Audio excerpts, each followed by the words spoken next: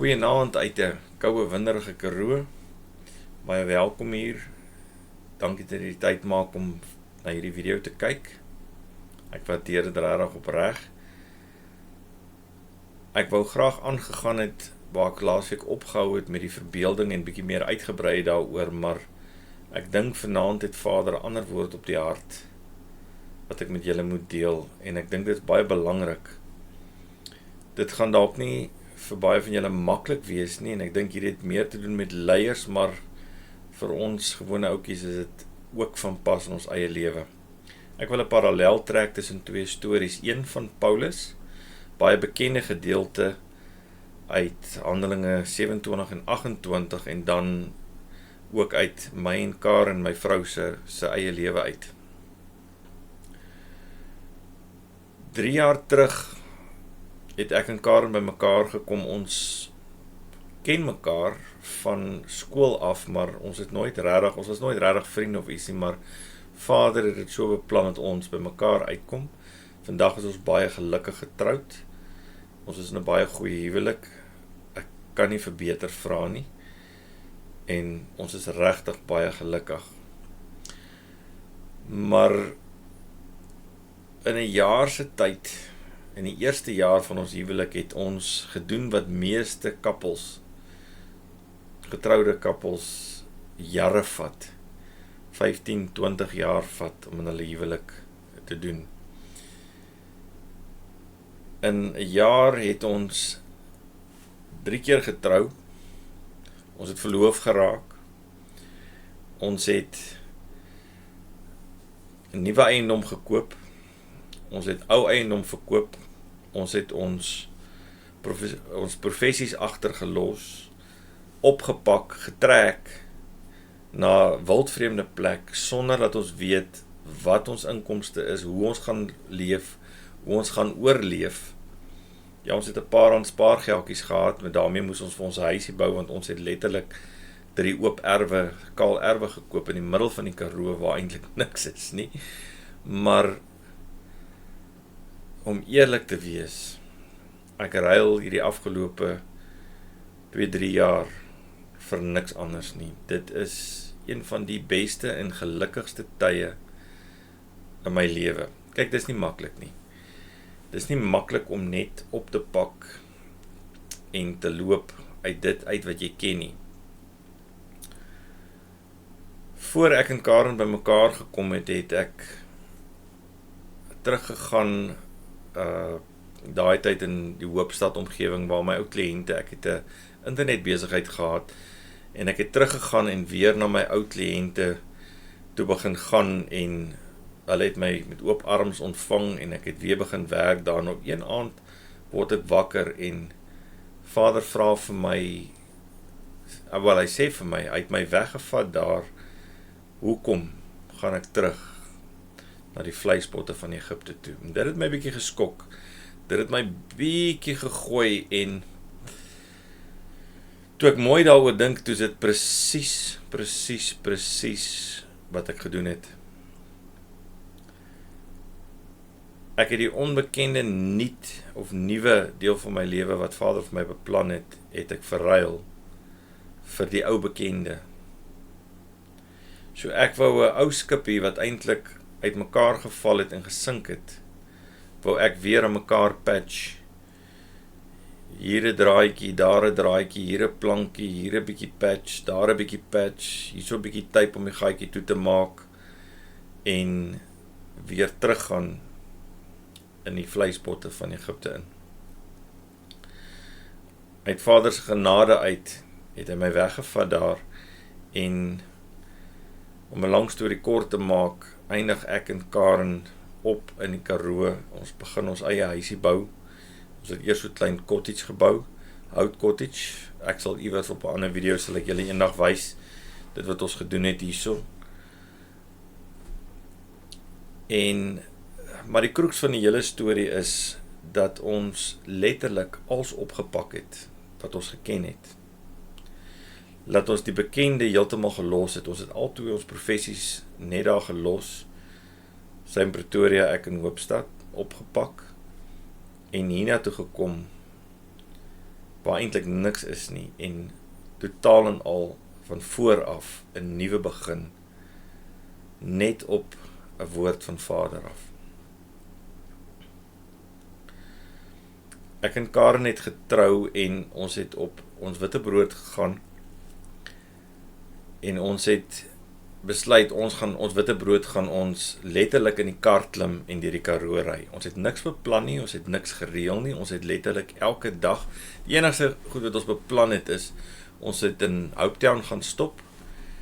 Ek het al gewys waar my roots is, waar my oupa hulle gebly het en 'n paar ander goeders, en ons het beplan om deur Loxton te kom, want ons het gekyk na 'n perseel hierso, die een wat ons huidiglik in bly. Ons kinders het klaar gemaak met skool en elkeen het sy eie paadjie begin stap en is uit die huis uit, en ons het besluit dit is die beste tyd om nou 'n skuif te maak en vir onsself 'n nuwe lewe te begin. Ons het in Loxton aangekom, en die oomblik toe ek oor, as jy ooit in Loxton kom, as jy van Victoria West se kant af kom, jy kan glad nie die dorp sien voordat jy nie amper in die dorp inry nie. Jy kom so oor 'n koppietjie en dan sit die dorp aan jou linkerkant. Toe ek oor hierdie koppietjie ry, toe voel ek hoe die Heilige Gees vir my sê, dis huis. Nou hoe sê ek dit vir my vrou? Ja, ons het na plek om kyk, maar ons sekuriteit was op daai stadium in Pretoria. Ons het daar gebly, die kinders is daar. Letterlik ons hele lewe was daar. So die onsekerheid van om die vreemde in te vaar was nie 'n maklike ding om te doen nie.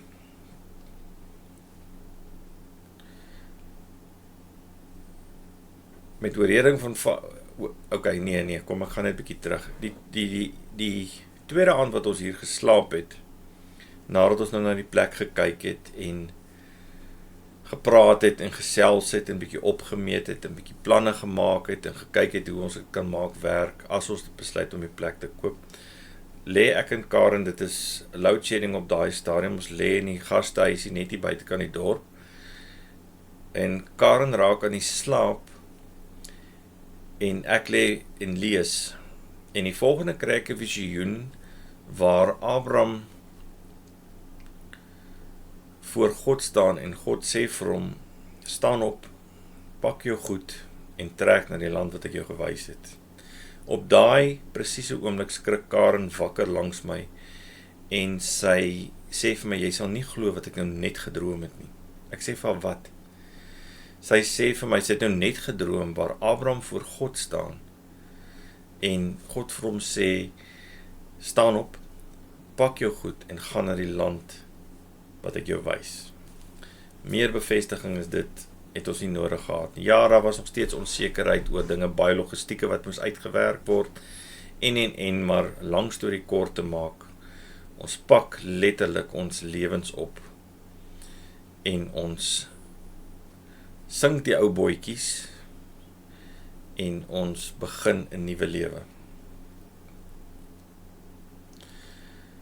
In Handelinge 27 word die storie vertel van Paulus, wat nadat hy in Handelinge 26 voor koning Agrippa en Festus was en gevra het om voor Caesar te gaan staan, word hy op 'n skip gesit en 'n Romeinse soldaat of offisier word door hom aangestel, hy en 'n paar ander gevangenes, en hulle begin wegvaar, maar die wind is nie in hulle guns nie.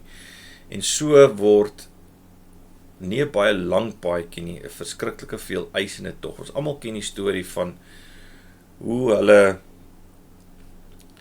gevaar het van die een plek na die ander plek, en op 'n stadium kom hulle in 'n veilige hawe, en daar het hulle gebly vir 'n lang ruk tot na 'n Joodse vas verby was, en hoe Paulus vir hulle sê toe hulle wil ry, dat hulle toe hulle wil wegvaar daaruit, sê maar dit is te gevaarlik. Julle kan nie, julle is veronderstel om net hier te bly. Ons kan nie weggaan nie, ons moet net hier bly. En hoe hulle nog steeds teen dit besluit en begin wegvaar. Want skielik begin die wind suid waai in die regte rigting waar hulle wil gaan, en hulle reken, okay, dis ons kans. En hulle is op pad, en van daar af gaan alles letterlik verkeerd. Die winde druk hulle links, regs, uit die pad uit, en. So by so, dat hulle op 'n stadium vir 14 dae nie geëet kry nie, soos die storms vir hulle rondgooi, en deur mekaar maak, en op 'n stadium het van hulle probeer ontsnap van die boot af, of afklim van die boot af, met die reddingsbootjie of hoe ook al, en 'n lang storie kort, 'n engel verskyn aan Paulus op die boot, en hy sê, omdat jy guns het in God se oë, sal niemand van hierdie mense vergaan nie. Die boot sal wel vergaan, maar niemand sal vergaan nie. En toe almal moeg en honger en nou op was vir hierdie hele stormstorie, staan Paulus voor en hy sê vir hulle, hou goeie moed. 'n engel het aan my verskyn en vir my gesê, dat nie 'n haar van julle koppe af sal verlore gaan nie, maar julle sal almal veilig wees. Die skip sal wel vergaan, maar julle sal almal veilig wees. Maar soos 'n mens maar is, probeer hulle nog steeds planne maak om hierdie skipie aan die gang te hou. Elkeen probeer hulle span toue om onder deur die skip, om die skip aan mekaar te hou. Op 'n stadium, hierdie is nou 'n vragskip, so hy is veronderstel om vrag te dra van punt A na punt B. Hulle gooi op 'n stadium die vrag af. Alles net om te probeer om die skip heel te hou en aan die lewe te bly. En dit nadat Paulus vir hulle gesê het, maar die skip sal vergaan. So hulle het woord gehad dat die skip sal vergaan. Hulle het woord gehad dat hulle almal veilig sal wees en dat nie een van hulle iets sal oorkom nie. Maar nog steeds probeer hulle om hierdie skipie aan die gang te hou. Nog steeds probeer hulle vorentoe gaan en hulle maak planne, gooi die ankers in die water, dat die skip net stadiger moet vaar en dat die storm die skip nie moet uit mekaar uitruk, en so gaan dit aan vir nog 'n dag of wat. Op 'n stadium, een nag, gooi hulle weer 4 ankers uit, en hulle kom agter dat hulle naby land is. Hulle kon niks sien nie, maar soos hulle aangaan word die see, hulle gooi soos ons noem 'n plam uit, en hulle meet die diepte van die see. Op 'n stadium is dit 120 voet, en toe hulle so eentjie verder gevaar het, toe verander dit en dit word 90 voet. Toe weet hulle is besig om vlakker en vlakker water in te ry. So bid hulle die nag moet omgaan en die nag moet verbygaan, dat dit net kan dag word, dat hulle kan sien. Toe dit dag word, toe sien hulle hier's land naby hulle, maar hulle het nie geweet waar hulle was nie. Dit was natuurlik Malta gewees. En op 'n stadium, toe besluit hulle om in 'n klein, ek weet nie wat jy dit noem nie, die Engelsman noem dit 'n cove, in te gaan, en laat die skip daar op die strand staan kan kom, maar op 'n stadium steek die skip vas, en die water slaan van agter af, en hierdie skip begin uit mekaar uitval. Die soldate wou oorspronklik eers al die gevangenes wat saam met hulle was, doodmaak, maar die Romeinse offisier het gekeer dat dit gebeur, en hy het vir almal gesê om in die water te spring, die wat kon swem, en die res van die mense wat nie kon swem nie, is toe nou het met planke en wrakstukke en goed gedryf na die strand toe. Op die strand het hulle agtergekom, hulle is in die land Malta, en die mense daar was toe nou baie vriendelik en hulle goedgesind. So maak die mense vir hulle groot vuur, dat hulle net kan warm word, want die weer was nog steeds onstuimig en reënerig en koud. En 'n baie funny ding gebeur. Die meeste van hulle sit om die vuur en Paulus is die enigste een wat gaan en hy maak hout bymekaar, takkies bymekaar, goed net om die vuur verder in die gang te hou. En die oomblik toe Paulus hierdie hout in die vuur gooi, kom daar 'n slang, die Afrikaans noem dit 'n adder. Ons weet nie wat se slang dit was nie, maar dit was 'n verskriklike giftige slang. So daar was nie hulp gewees as die slang jou gebyt het nie, dat jy sal verseker sterf. En die slang pik vir Paulus aan sy hand. En Paulus skud die slang af en hy gooi hom in die vuur.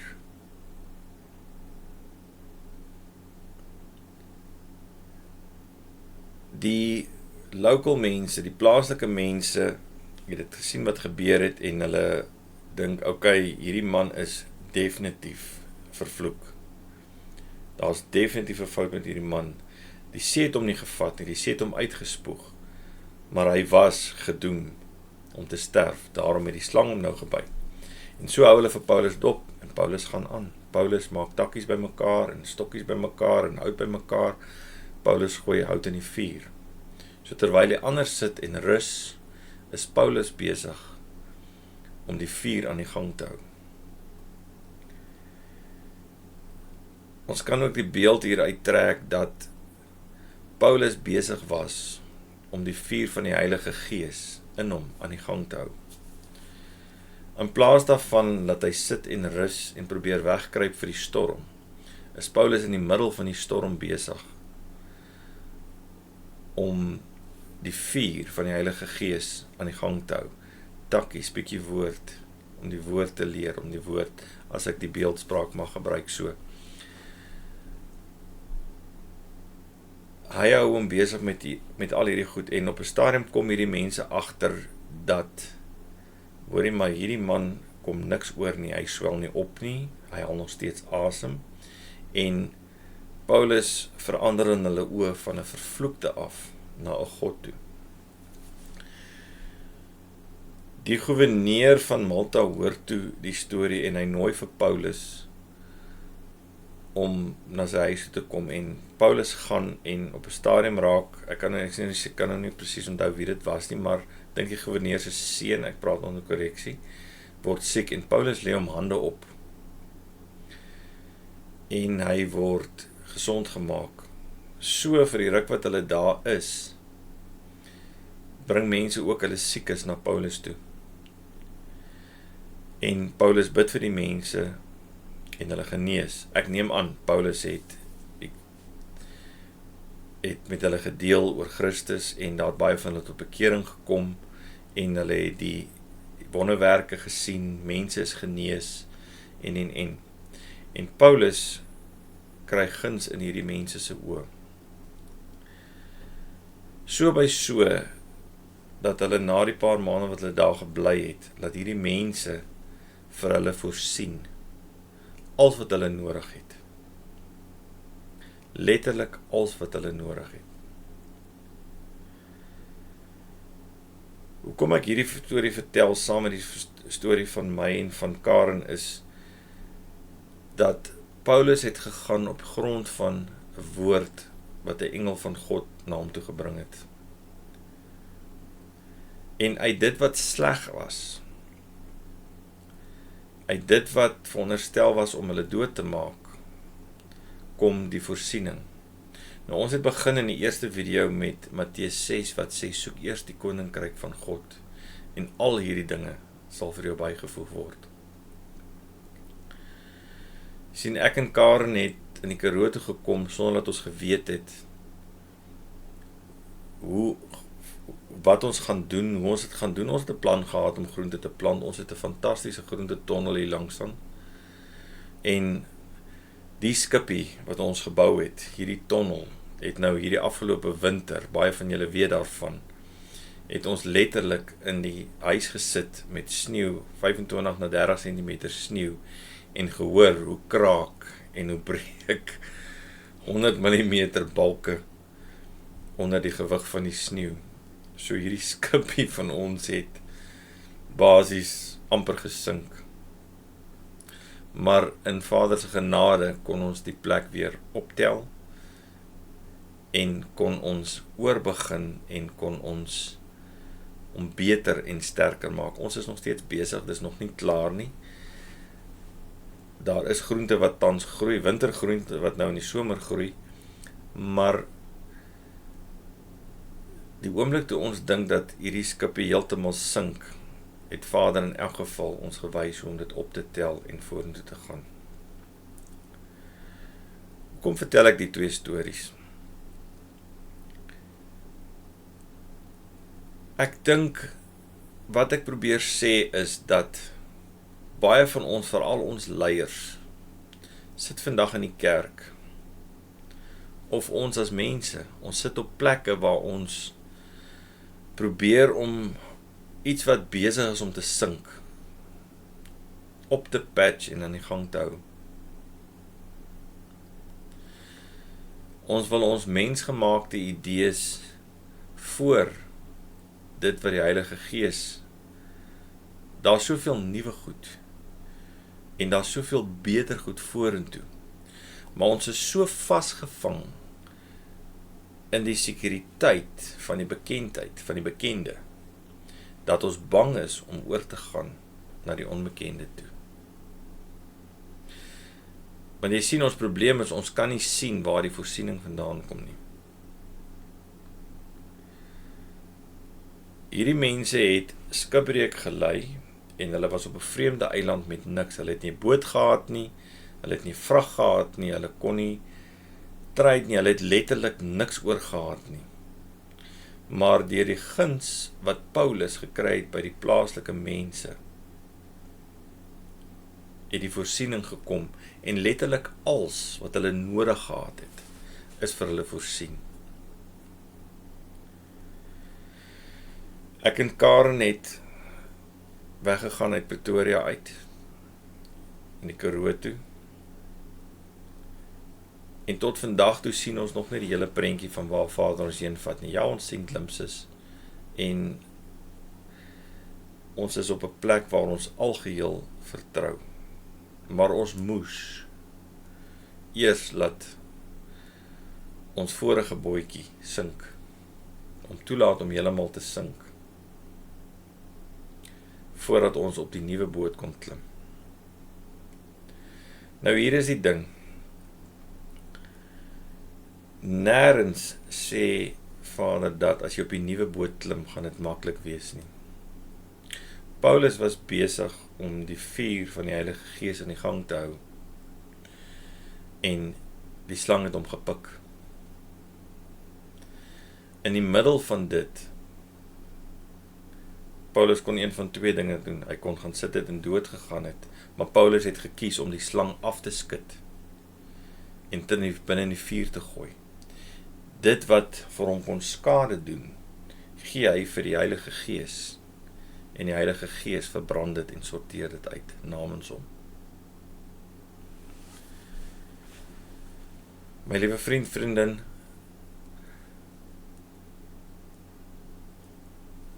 ek wil vir jou sê dat as jy vandag op 'n plek is waar jy weet wat Vader, die ou skipie, die een waarin jy vasklou, wil laat sink,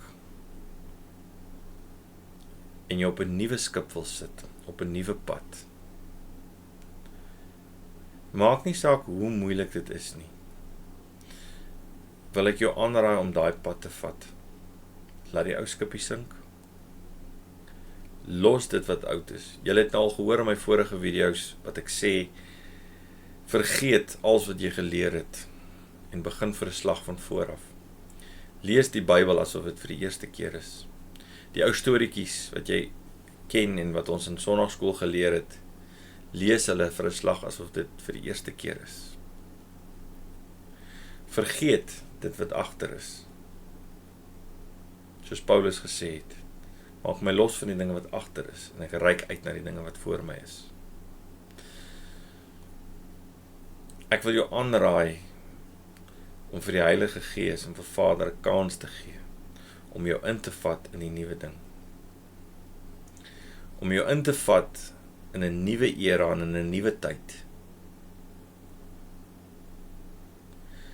Ek en Karen het die kans gevat en soos ek sê, ons is nog oor baie dinge onseker. Ons weet nog nie hoe en waar en wat en presies waar ons gaan eindig nie. Wat ons wel weet, is dat ons oë gerig hou op Jesus en saam met hom in vertroue weet ons, hy sal ons nooit verlaat nie. Hy sal ons nooit alleen los nie. En in vertroue stap ons hierdie pad. So ek wil jou regtig aanraai, as jy op 'n punt is waar jy kan voel dat die Heilige Gees besig is om jou in 'n rigting te trek,